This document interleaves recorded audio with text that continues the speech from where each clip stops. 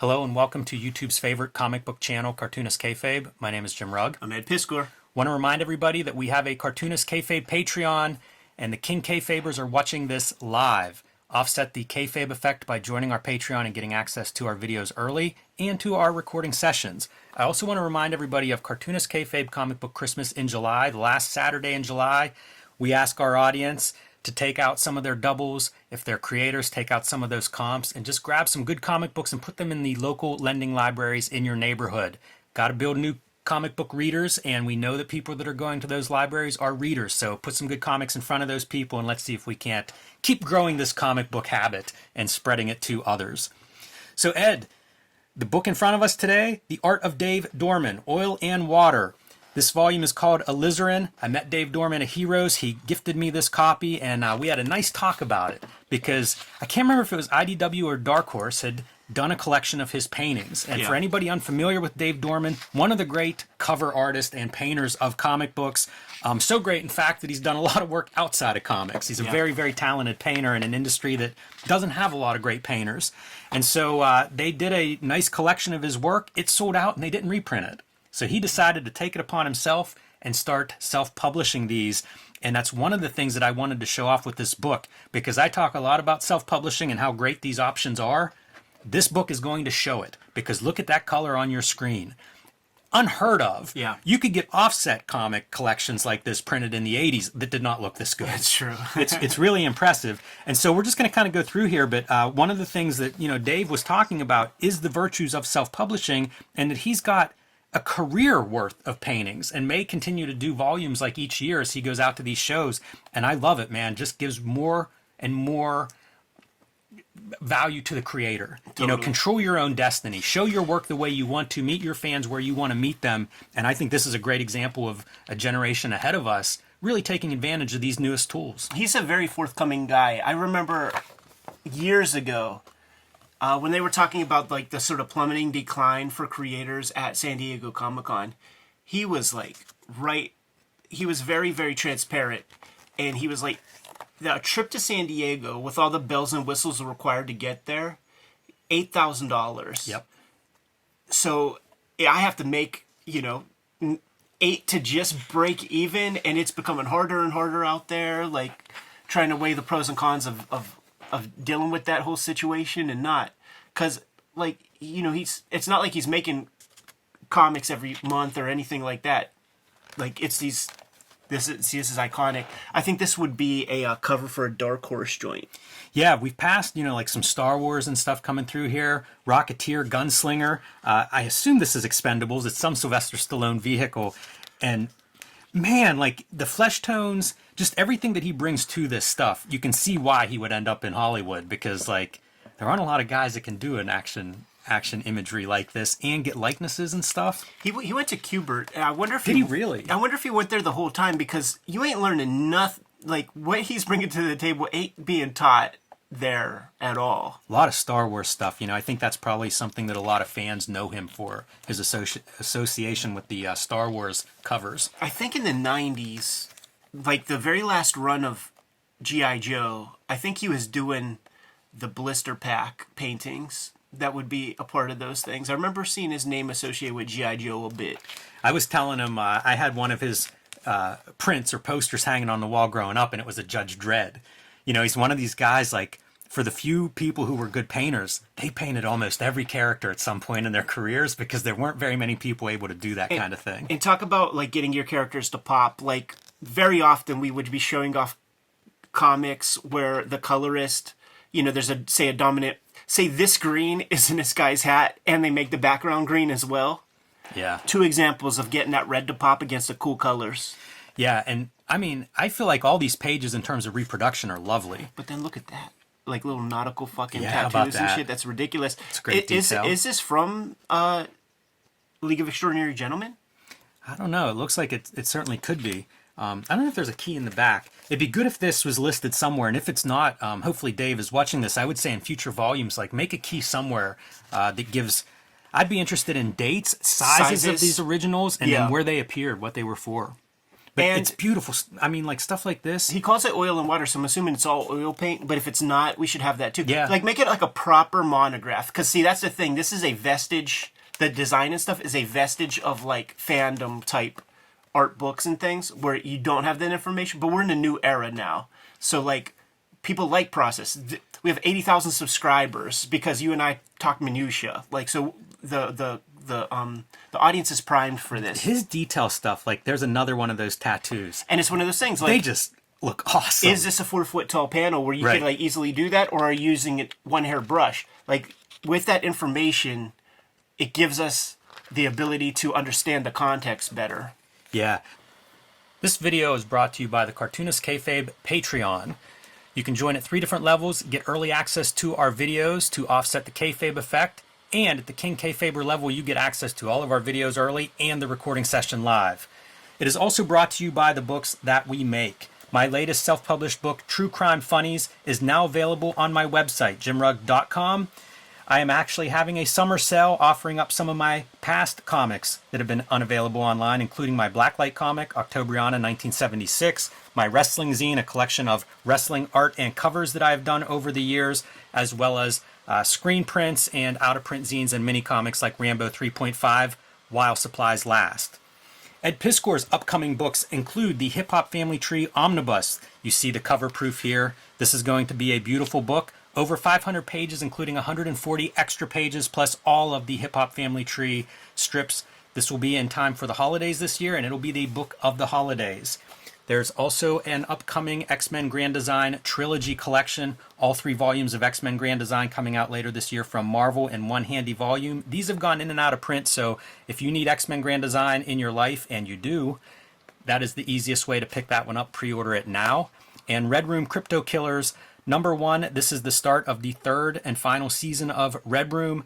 These are coming out now monthly, so get those on your pull list. Let your comic shop know that you want to subscribe to Crypto Killers. And issue #3, which is coming out next, has a backup featuring a new set of characters that Ed will be working on for the foreseeable future. So could be a great rock key to add to your collection. And now back to our video. We were talking a little bit, and he was saying how there's a couple of shots of like trains in here, and he said that's one of those things he likes to paint for himself because you could almost see a little extra passion in some of those. But he was saying that one of the things that attracts him to the trains was getting into like painting rust Patina. and like the metal textures, and how he thinks that made him a better painter. And I thought like that really speaks to me as a rust belter. I feel like our comics are full of texture, Right. and I don't know exactly why, but it seems common to the rust belt artists that I know. You see it all over Boba Fett, like in his helmet and stuff. All those great textures. I think that's a piece that the great painters bring to the table, and you don't always get when you see like the digital painters. Little Jon Snow. That's what I mean. Like it's a lot of popular licensed properties that he's had his pigments described. Doing a little Jackson Pollock to sell you on the snow gimmicks. Yeah, very subtle too. Pretty cool.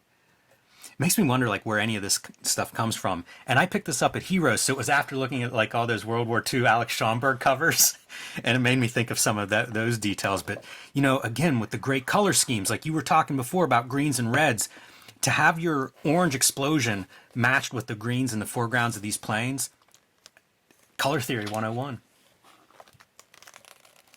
Doc Savage. The best of painters, and I totally include Dave Dorman in that mix. Like, they have their own palette, and this is perfect. They have their own style and stuff. I would never confuse this for Frank Frazetta. Right. And there are hallmarks that point me to Dave Dorman. Lots of it has to do with the color palette. And even the title of this, I saw that there's like a definition of what that alizarin... Alizarin. Yeah, what that is, and it's like a orangish yellow. It's a red. I remember it from Bob Ross would always talk about the different colors and get some alizarin on your knife. I remember this from Wizard coverage. You know, like it's fantastic. Like I assume this is Prometheus that we're looking at here. You know, you see the ship in the background and a little hint of the alien mouth, the xenomorph mouths. Yeah, this is a fantastic cover, man. Speaking of xenomorphs. Yeah, it's interesting to me how much he has done in comics because I swear that he kind of left comics. You know, I think he was definitely doing a lot of concept and and poster work and things like that. Yeah, in I mean, LA. he was always barely in comics. It's just the cover stuff, so it's not like you're going to get very many Dave Dorman pages or anything like that. Pretty strong here, I think, that use of the red and black as your main colors. And whenever we talk about grays and browns and how much I hate them, not bad if they're a background. If they're supposed to recede, by all means. It's a different technique. It looks like there's some hand on there, man. Like some pastel or something, oil pastel or something. I also wonder, like, what exactly the texture is back here. That's another. What's he painting That's on? another piece we need to know. Like, is it canvas? Is it masonite? Yeah. Is it wood? Yeah, next year's volume, Dave. Give us all kinds of background, as much background info as you want to put in there. Great and example. Death Dealer, there's your Frazetta. Yeah, but, and I do think he is leaning a little bit into Frazetta on purpose, but it's still Dave Dorman palette with that background stuff. Man, it's beautiful too. Great contrast on like your metal of your blade versus that cloudy, foggy, great atmosphere, soft right? background. Great atmosphere. And it's the classic, like this would have been the Bears with the Frost Giants, you know, like that kind of like flow to the composition. Another, this time even signing it after Frazetta. Dave, how long does a painting take? Ooh, You know, is it 1,000 hours? Is this political stuff? It does appear to be political. Is that Fauci? I think so. Combined with maybe a Walking Dead motif. Oh man, how great is that for Halloween? That's so funny. I've seen so many Halloween things and never have I seen it combined with like the leaves, like the foliage. That's a great concept. At first I'm like, he just painted a bunch of leaves. It takes you a second, and I think that's exactly how it's designed. Really cool, and I like that composition where we're getting a little bit of Myers' mask and then the knife. Two different pieces of interest in that one. With the white background, which is interesting. Yeah, the daylight. Pure daylight. Crouching in those suburban shadows. Stephen King's It. Evil looks in his eyes. That clown they call Pennywise. Little Studebaker. Yeah. I believe I asked him about this one, and this was a personal painting. So one that he just enjoyed. You know, you can always see these artists too that are responding to certain textures, right? Going from the metal to the silk stockings. And is this Doomsday? I'll accept that.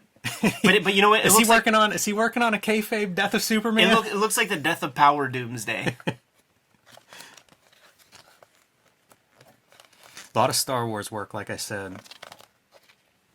This is Star Wars, right? Yeah, it's the Tusken Raiders, the Sand People. Yeah, stuff like this. Like anytime he's working fire, and I feel like his palette really sings. You could see the canvas in this piece. You can. You could see that texture, but you can't see it in everything. So, like, I think he plays with different surfaces. You know, getting back to like the idea of self-publishing this as a book, I feel like he does really well with the margins. Like in this case, he's doing a full bleed 2-page spread, plenty of space top and bottom, but it really shows off the art. But also, like, he's not bleeding out stuff where it's uncomfortable on the pages that have these different layouts and different presentations of the canvases, you know, reflecting different sizes. But I think it's a good showcase for the work. About as big as you can make it and still have that little bit of margin around there. Like a still life. Yeah, these 2-page spreads really work for me. And you can see that he must love doing these metal textures. Right. It seems like he really hits his stride whenever he brings that into it as well. This is a Battlestar Galactica, right? Oh, I don't know. I made it through about 80% of that. All the rust. I'm not sure where Dave's from. I wonder if there is an influence of like a Rust Belt in his background. It's a good question. It's so like the superhero kind of falls apart with his style in a way. Like that Batman, I'm not too into that one, man. I love these Joker piranhas. Yeah. They're fantastic. I think it's a very good. He's got a great like pulp approach. Now, is this Brightson?